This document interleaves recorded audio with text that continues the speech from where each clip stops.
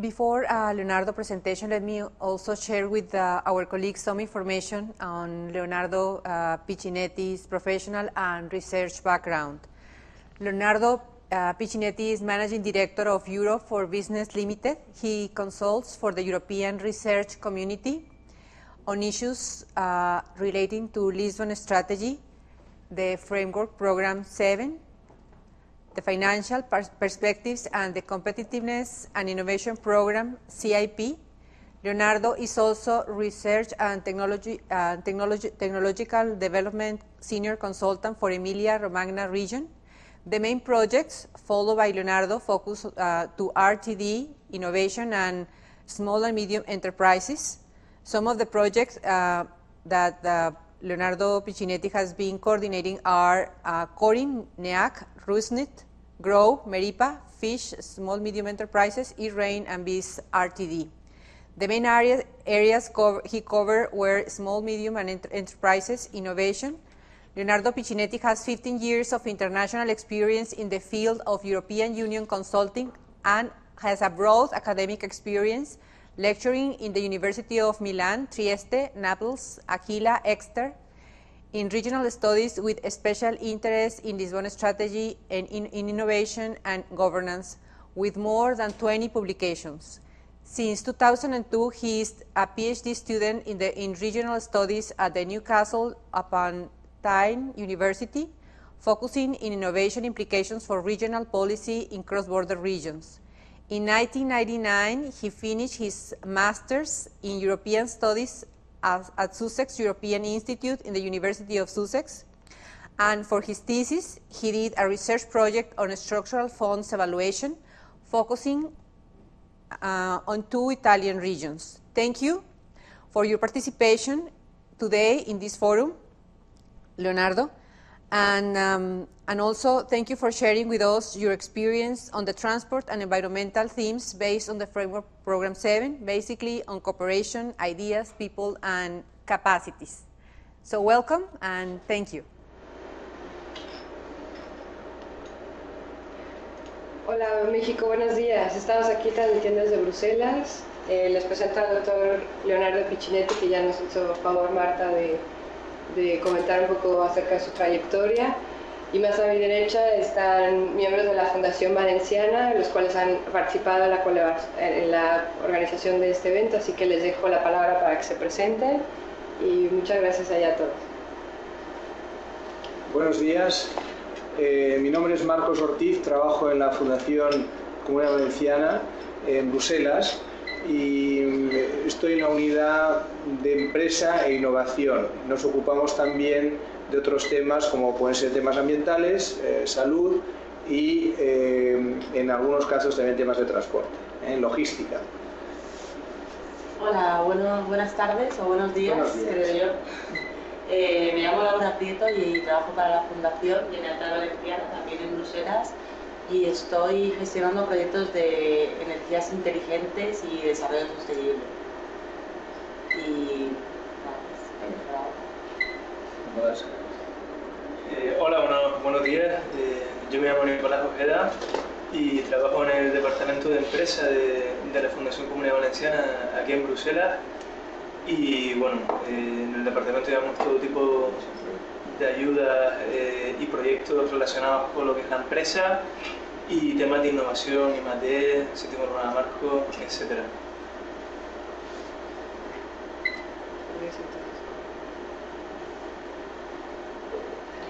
Okay. Well, first of all, thank you very much for inviting me. Good morning, everyone. My presentation today is just to give you some overview of transport and environment teams in FP7. Specifically, I will be focusing to the future call for 2008. So not just the policy framework, but just to give some new call will be coming out now in the following weeks. The idea also to have Valencia here is to have some identification of good practice to collaborating between Spain and Mexico. My presentation today will be specifically focused to the transport teams in FP7, also focusing to two issues where we discuss with Anna. One is the aeronautics. Aeronautics, they have a big part of the budget for 2008 calls and transport logistics. And the second part of the presentation will be more focusing to the sustainability, especially from the environment part. So which are the calls will be open for 2008 for environment, technology and natural resources. So just to give you just a few words about the framework condition of FP7, this is the structures between cooperation, ideas, people and capacity. Majority of the 53 billion of euros, so we're spending I would say 3/3 of this budget in cooperation area. This is more specifically focusing to the collaborative transnational research activities. And these topics are specifically involve the industry, universities and the public authorities. Also part of the capacity is also a very bottom-up approach. They have some very interesting ideas for future projects in logistics and in environment technology. This is the cooperation teams. Specifically, as you can see, in the cooperation we have environment, and the transport. There is a big change from FP6. One of them is dealing with split energy, environment, transport in 3 different thematic priorities. Aeronautics, it was a separate priorities in FP6, now is included in the transport activities. Which are the funding scheme for FP7? Specifically, if we are talking about collaborating and research projects, this is also a big change from FP6.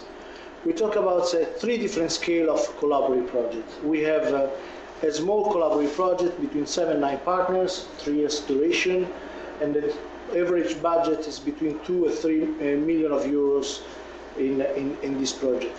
But also we have the medium and large collaborative projects is between 10 to 15 to 20 partners, and we have a duration between 3 years to 5 years program. And this is the budgets between 6 million of euros to 15 million of euros. Now, if we go through specifically the transport teams, in the transport, the work program is the major documents will be published. The following call for 2008 is split between the 2 different teams, the aeronautics and air transport and the surface transport. And I give you now some specific outcome call. The draft of the work program is not approved yet. So this is information where we can provide from Brussels to see where is the call will be open and when will be targets in specific topics. And we can discuss later on in the question and answer session. So if you see the surface place, there is specifically for roads, that is also very important for logistics, also including the urban transport, but also rail and waterborne. So maritime has become also one of the issues very interesting. There might be also our friends from Valencia, they can tell you a little bit more about the maritime logistics side. But also there is a new issues, a new funding scheme from European navigation satellites, specifically from Galileo initiative. Now, just to give you some overview, why transport? Transport is one of the major issues, especially from problem in Europe, because we believe that we still have a very important percentage in the GDP, specifically from the surface transport. So if you're considering that we have 11% of the GDP, they are covering more than 16 million of jobs in Europe. Air transport is now starting to be increasing to have a model shift for 2.1 in GDP growth, and also the budget of the million working jobs in airport transport has been increasing in the last few years. But also we need to consider how transport is a European policy is being changed. How is there also implication between transport, competition, employment, cohesion, energy? Is very cross-cutting policy in this case. So at the European level, we need to also challenge how, in view of the CO2 emission, how transport in environment impacts, we should be facing these challenges. Specifically, consider is that 25% is dealing with CO emission. But there was also considering Europe is 27 member states, we come from 15 member states, and enlargement process was also one of the impacts. So we increased the land surface more than 20% of population as well. So there are several different challenges, not just from the economic term, but also from the policies point of view. Considering also one of the most important activities to have a more efficient and effective sustainable transport for people, especially for goods. Now, if we go through in a work program, one of the major objectives of transport objective is to have a greener, a safer, a smart pan-European transport system. What does it mean? It's meaning that if we want to compete at the European but also in global level, the European transport policy has to be focusing also to be implication with the challenge of competitiveness, but also with environment and with energy sides. Of course, this is a benefit of citizens, but also respecting the natural resources. So when we talk about also to have the transport corridors, how is the impact of the environment impacts? But in the meantime, we need to also consider in the development part of the role of the European industry in the global market. One of the areas specifically considered is the aeronautics, the Airbus initiative in Europe. So if you're considering now the objective, specifically why research should be very focused in this area, we can see here these aeronautic and transport activities are very focused into the time efficiency, customer satisfaction, safety, and also protection of aircraft and passenger. This is also done after the fact of the 9/11, where also the security it was very involved, especially from the aeronautic sides. But also the pioneering, as I said before, about the competitiveness part of the air transport industry. So if you're considering here, I put some slides that come from the work program sides. There is a two different level of funding scheme that will be from this thematic. We have a level 1, we have the level 2, and the level 3. What is it meaning that? It's meaning that the major objective of level 1, we have to be focusing specifically in technology-based, in a concept of new technology. So FP7 is an instrument, is a program, as you know, between 2007 and 2013, has to be very focusing to have a new concept of technology. And they are specifically focusing to have, in this case, a small, medium scale of project. If you remember, the contribution is up to 6 million euros. But in the meantime, when we have the level 2, so we are increasing also the size of collaboration projects, you see also has been changed the kind of activities, specifically the research activities, how we should be produced the multidisciplinary solution in a work, reliability and integration scale of the system. So this is a very, very important point. So we come from large-scale flight and ground test beds and simulation parts. So this is a very interesting area where also there is a minimum request of this project is a minimum and large project between contribution of 6 million euros and a maximum to 50 million euros. So we talk about huge involvement specifically from the industry at a European but also in global level. So we have already some projects come from France, from Germany. They already done in this topic in the past framework program 6. The third level, that I think is also very important, is to see how this combination, this system, should be more operation environment for the technology, specifically from supporting research. And that's, I think, is one of the level where I think Mexico should be a very important role. How should we bridge research and company in Mexico with the European companies? This is specifically to see, now we are going through every specific call, in which area from thematic workshop, seminars, training activities, we should be working more in supporting research activities. Because it's not only to do a collaborative project, but FP7 is also dealing the matchmaking to increase this participation framework program. In surface transport, and I will just go through specifically in the logistics part. I'm not talking about the waterborne, I'm not talking about the urban mobility, is a very interesting area. Specifically, one of the major area we should be concentrate is to encourage the modal shift and the decongestion transport corridor. The transport corridor is not between only the European countries, but also with the external part of the European Union. So this is also very important to see what is your methodology, how is your modal shift for logistics services. You are providing new technology, specifically using information technology in transport. But also, as I say, improving safety and security and the competitive parts. The total budget in transports for FP7 is quite high, considering that is the ICT program in cooperation is 9 billion of euros.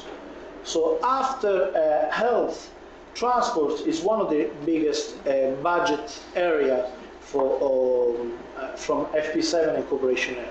You can see here I put the Director General Research where we are now. They are specifically focused to call in 2008 for driven a new research technology, and the DigiTrend, it's a stand for transport energy, is more focusing to the policy and to the coordination specific activities. But also we need to consider in the aeronautics and surface transfer is a very similar ratio to the FP7. It's meaning that they have a same size of project, and specifically you need to consider now the provision program is not already adopted. So we are the 28. We'll be launching a new, after the adoption, it will be tomorrow actually. There will be new call, we'll be launching on Friday. So on Friday, we have the new call will coming out, and it's a place for me to just sharing with you in advance and to planning in advance some project ideas. Specifically, if you see the 2008 call, we have in aeronautics also some specific area. I mean, this presentation also will be disposed for the participants. So we have a publication end of November, and the deadline is May. So we have a time to organizing some specific project ideas to be involved partner from Mexico as well in this consortium. But you need to also considering this total budget for aeronautics and air transport is focusing nearly to 80 million of euros. It's also very interesting to see at different level to have a coordination activity in using Aeronet, so specifically how a national R&D funding for aeronautics in Mexico should be working with a national funding, for instance, with Germany and with Spain, or with the UK. You need to also considering one of the funding instruments for this call for aeronautics is not applicable. That is the net of excellence. That is also because there was a lack of participation in a previous call for FP7. But just to give you some ideas, we creating for you a sort of matrix and table where also we identified a different topics in aeronautics, in transport, and I can also show you later on in environment. If you see the issues about green aircraft, this is very interesting to see that I'm not going through in every single specific research topics, but it's quite interesting to see that the majority are small, medium projects. So we talk about maximum 6 million euros or coordination support action. And that is very interesting because they can be creating networks between different stakeholders in aeronautics. But also, if you go to the second part of the increasing in time efficiency, we have also here same scale of project. So the continuity to have a small collaborative project, there is even less large collaborative projects. Now, regarding the aeronautics, you can see there are so many opportunities, specifically passenger-friendly transport operation, aircraft safety. Specifically, one of the areas we should be also looking at is the human factors. Also the infrastructures for technology, information technology for airports. This is also important to see your connection with the other countries in Central America. But just to finish part of the transport, because I told you I would like to go more in one of the specific goals I'm very interested to work is the area specifically for stimulating research in international cooperation partners. This is the highlights in a green one. We identified in the next goal as a maximum of 700,000 euros in stimulating international cooperation partners. This is very interesting area. We should be considering how research from international country, including Mexico, we should be working and to stimulate new research projects in a framework program. Now, go through the last part of the transport activities. The new call will be also open in May, and they will be closing the 12th of August. So if you see, there is plenty of different deadlines. We have a deadline in May. There's a new call will be open now in the springtime. It will be closed in August 2008. And then we'll be also focusing also to creating this national R&D funding. I would like to mention this because this is part of the international cooperation activities. Specifically, in this call, there is a green and air transport environment. So there is also a cross-cutting activity with international cooperation. Let me just go through also to the 2007-2008 call for logistics. Aeronautics, there was plenty of interesting ideas and project ideas. This is also open this week and will be deadline in May 2008. We have more than 100 million of euros in transports. We need to see in this part on transport which areas, specifically in logistics, are very interesting. One of them I can definitely identify is the logistic intermodal and transport. Here we have the same scale of funding scheme. We have the small collaborative project, so where we have research and demonstration, so we can involve the university but also enterprises. And in the meantime, we have also collaborating and coordinating networking activities. Specifically, I'm considering continental shipping. Continental shipping, it would be also interesting to have some additional technology from information technology. But there are so many other areas, specifically the new concept of mobility concept for urban freight delivery system, the transports in using traffic information system, specifically as a city level, so also not just national or the regional level. And here as well, we got in cross-cutting activities, part of the work program. We can also deliver part of the work program activity for transport. In the green line, in 7.26, there is another interesting call for international cooperation. And I'm considering here, this is specifically for logistics in a transport system, to identification of good practice at the international level. I'm not considering just to see Asia on China or India, but also to see from the America, where is the trade for logistics services will be also defined. So if you're considering that in this call, there is a new call published, the deadline also for this, for horizontal activities, more specifically from seminar, workshop, coordination action, will be focusing to deadline is in May 2008 for the total indicative budget for 36 million euros. Finally, as a transport, we have done these studies specifically to see if there is any area, especially from the coordination action. And I can see here there is one of them is very interesting. This is the support to the small medium enterprise. How the support to medium enterprise should be working in logistics services.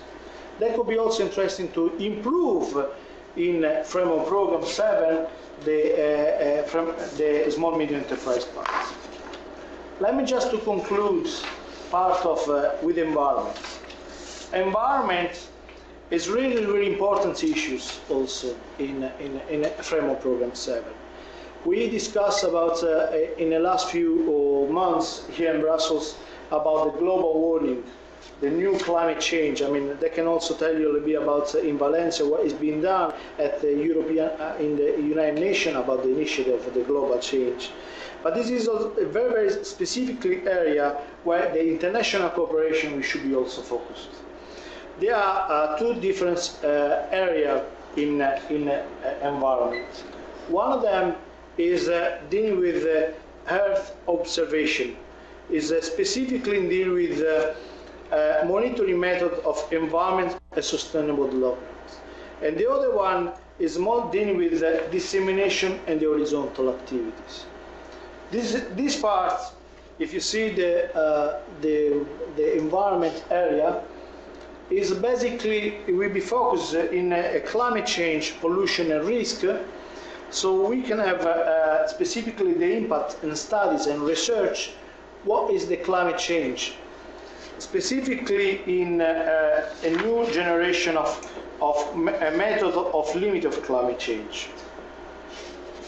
In the same times, water, for instance, at Valencia, they can also very strong in this area. Water technology, or this area specifically linked to the management in resources, should be also very focused.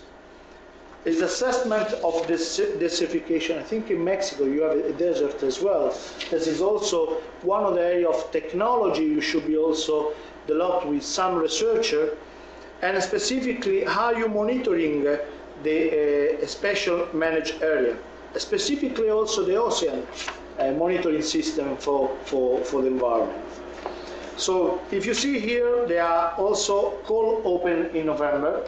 So there will be a different activity for technology from waste management. But I would like also mention, this is my last words, specifically to see the impact of cultural heritage using the global change. How is the impact of the in a global scenario? So this is more specifically in dealing with international cooperation in a cultural heritage. I mean, considering the impact you have also with Maya, we also considering to have some partner from Egypt. What is the impact of the climate change in impact of the cultural heritage? And considering here there is a training and education for climate change using cultural heritage damage. This is one of the areas from seminars, awareness workshop, we should be also increasing. I stop here because I'm more, I don't want to just to talk, but I like to also listen. If there is any ideas, any project ideas, we are also quite happy to respond to any question from your side. Thank you very much. Thank you, Leonardo, for your interesting and complete presentation on the Framework Program 7 demands on transport and environment.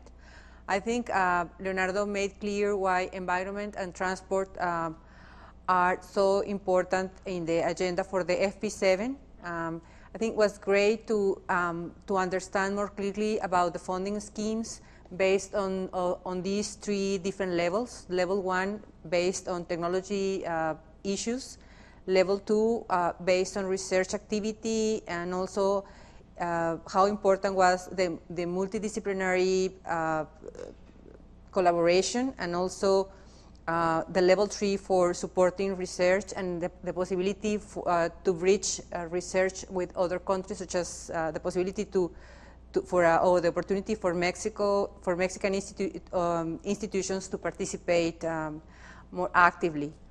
I think it was also important for us to understand the interactions between transport, energy, environment, and society.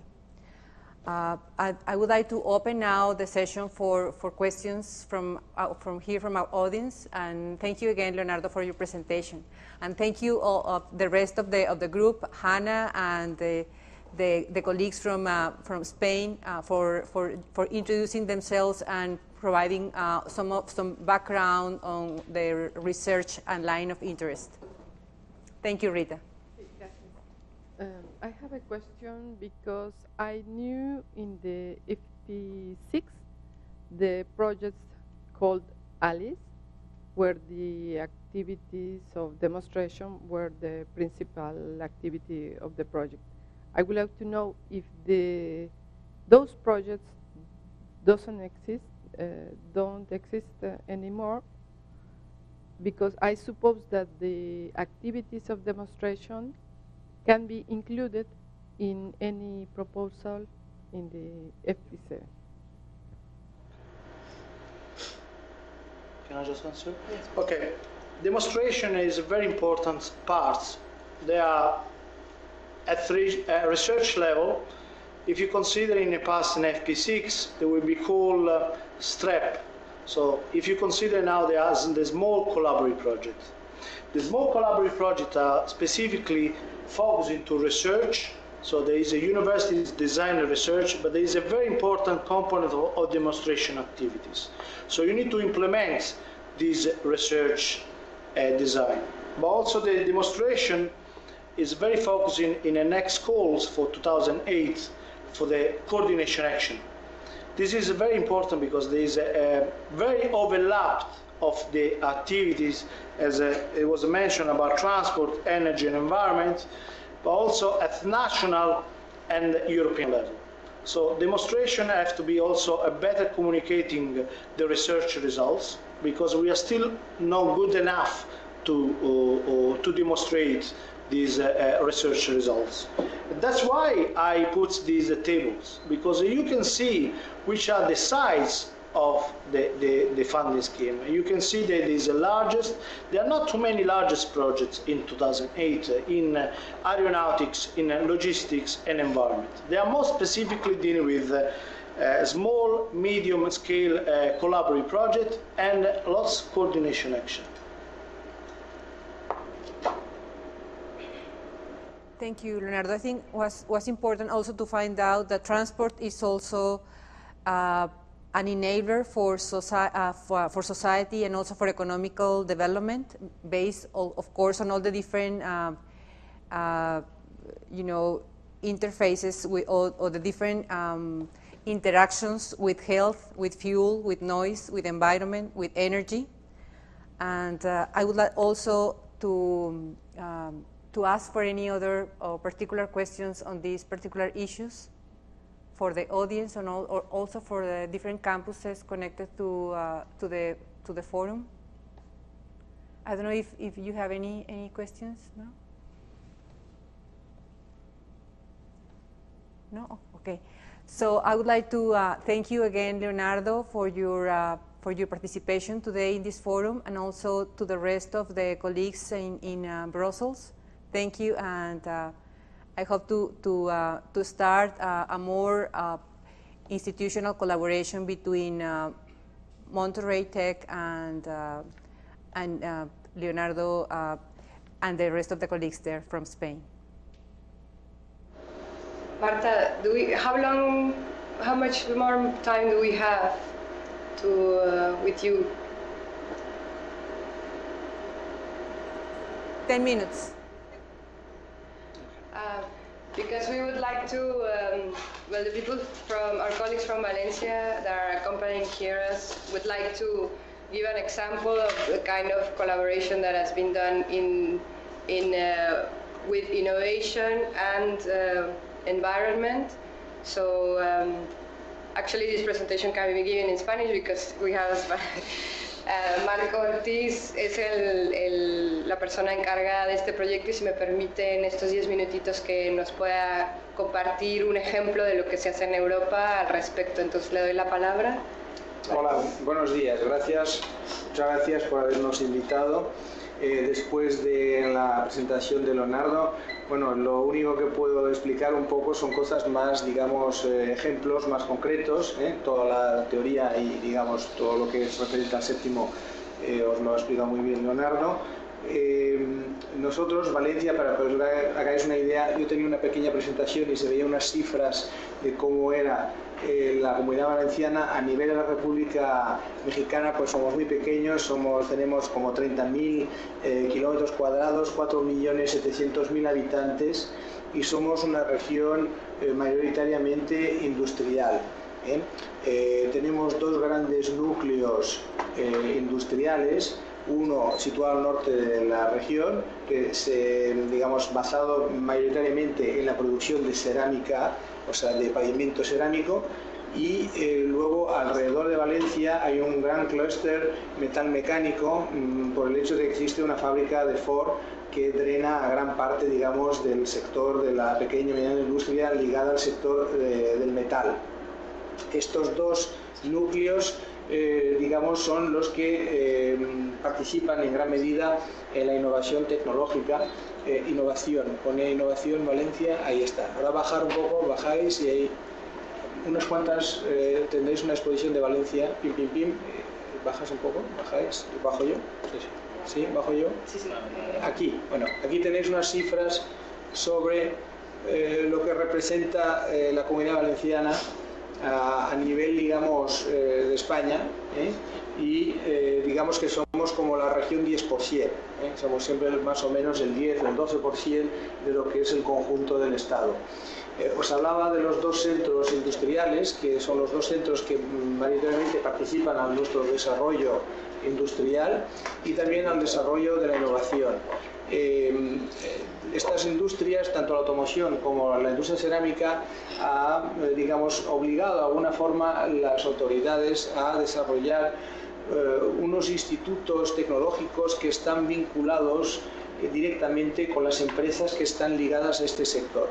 Es decir, el Instituto para la Pequeña y Mediana Empresa desarrolló hace unos 30 años una serie digamos, de institutos que participan del desarrollo tecnológico de las pequeñas y medianas empresas establecidas en nuestra región.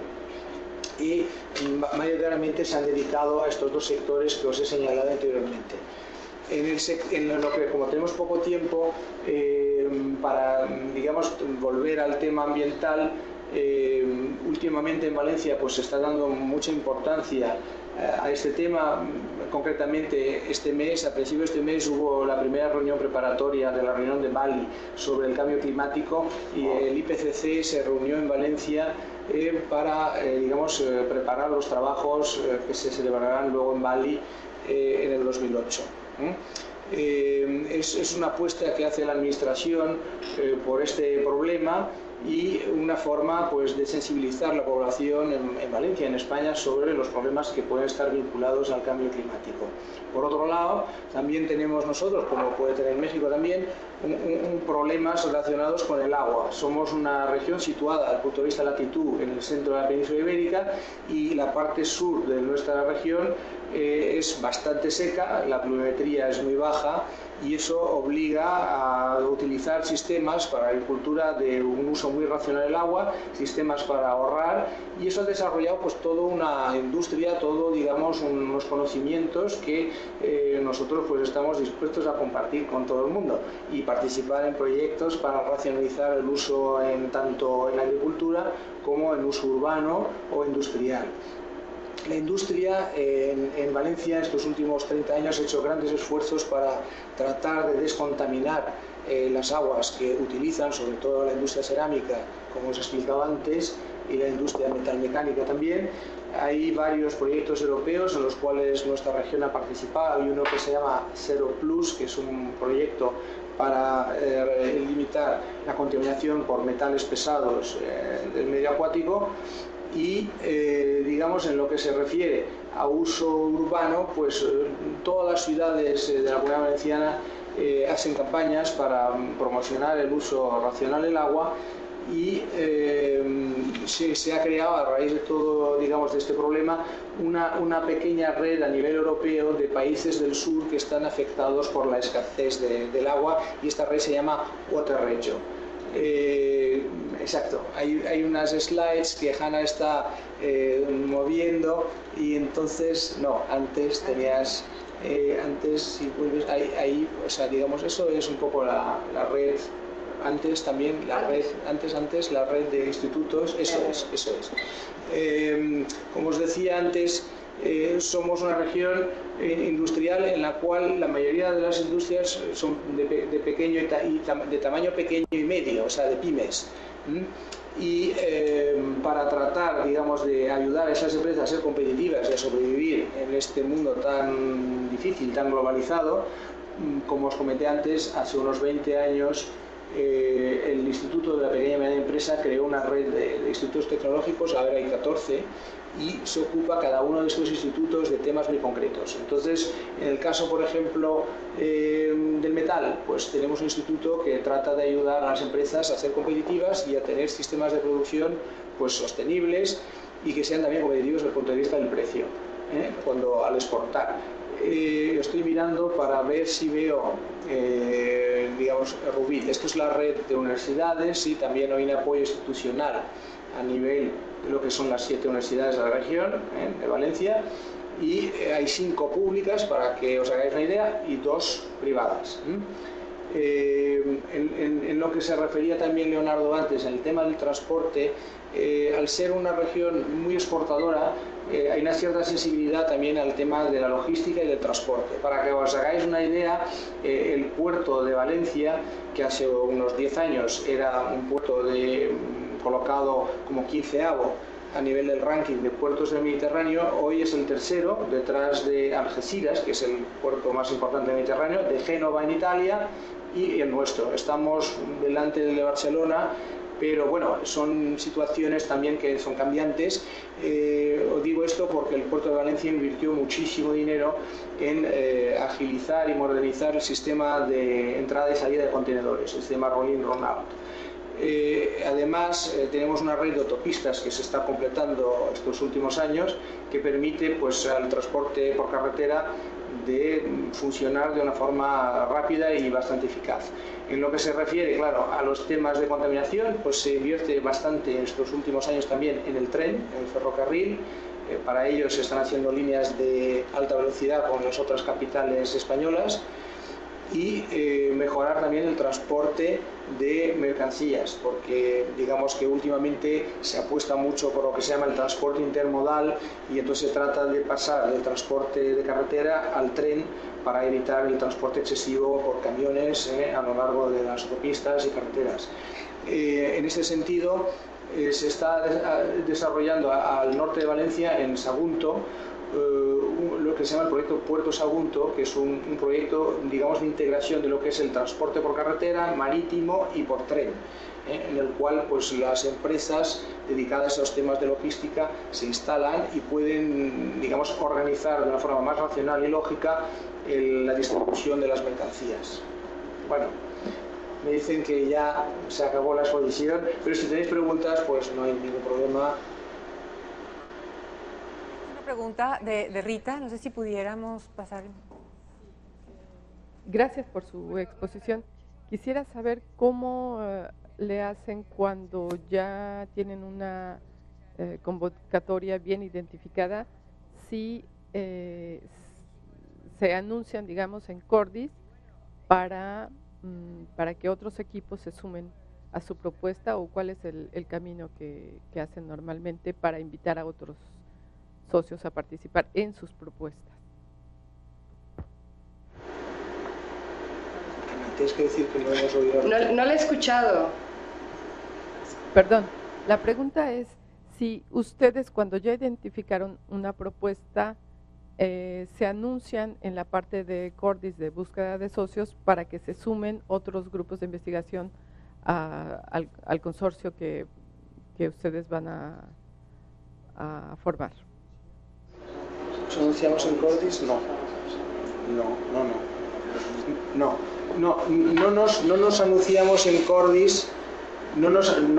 Digamos que justamente las búsquedas de socios las hacemos, tenemos nuestras propias redes, es decir, entre las regiones que estamos aquí en Bruselas o los institutos que tenemos en Valencia, o bien los contactos que podamos tener dentro de lo que en España entre las distintas universidades o a través, digamos, del gobierno central, pues nos informamos, nos intercambiamos información sobre la posibilidad de participar como socios o no en un proyecto. Nosotros, por ejemplo, aquí en Bruselas, en nuestra fundación, elaboramos nuestra propia lista de búsqueda de socios. Y un compañero que está aquí a mi lado, Nicolás, es el encargado, digamos, de elaborar esa lista para búsqueda de socios, y esta búsqueda se lanza en Internet, en nuestra propia web, y los contactos que tenemos luego entendemos que nos tienen que dar un feedback, es decir, que luego nos contestan según el tema que sea o el interés que tengan. Cordis para nosotros es una fuente de información. Otra cosa es el uso que se puede hacer con Cordis, por ejemplo, para inscribirse como evaluador de proyectos o otros usos que tenga Cordis, pero no nos inscribimos directamente ahí.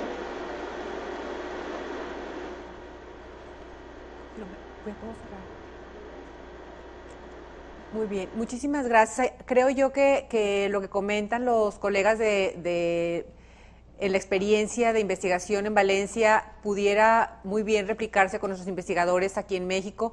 Yo creo que con los contactos que ahora nos comparten podemos, tomando en consideración a la plataforma que tiene actualmente Neil Hernández, el doctor Neil Hernández, que está coordinando estos esfuerzos de redes de investigadores para nuestros campus, creo yo que podría ser una fuente importante en donde la innovación tecnológica podría realmente canalizarse y hacer uso o tratar de participar más con ellos. Yo siento que hay muchas áreas que son compatibles en lo que es Valencia y en lo que serían las áreas en México, en las diferentes regiones. En el caso de México, tanto lo que es la parte de cerámica como lo que es la parte mecánica, creo que tenemos igualmente la parte de cambio climático, tenemos muchas semejanzas, problemas, y obviamente buscamos soluciones en las mismas dimensiones. Creo yo que también tenemos problemas en lo que se relaciona con el agua, en la tecnología, en el uso, en la recuperación, y siento también que lo que tiene que ver con transporte, pues definitivamente son problemas en donde a través de colaboración y de redes de investigación se podría realmente evaluar y establecer soluciones mucho más que se pudieran evaluar sobre todo en el impacto y en la investigación que podría haber. Muchas gracias por compartirnos estas presentaciones, estas aplicaciones que nos evidencian más que se requieren más iniciativas de comunicación y de colaboración y coordinación para proyectos de investigación conjuntos. Muchísimas gracias. Les agradecemos su participación esta mañana y pues esperemos seguir en contacto. Claro que sí, gracias.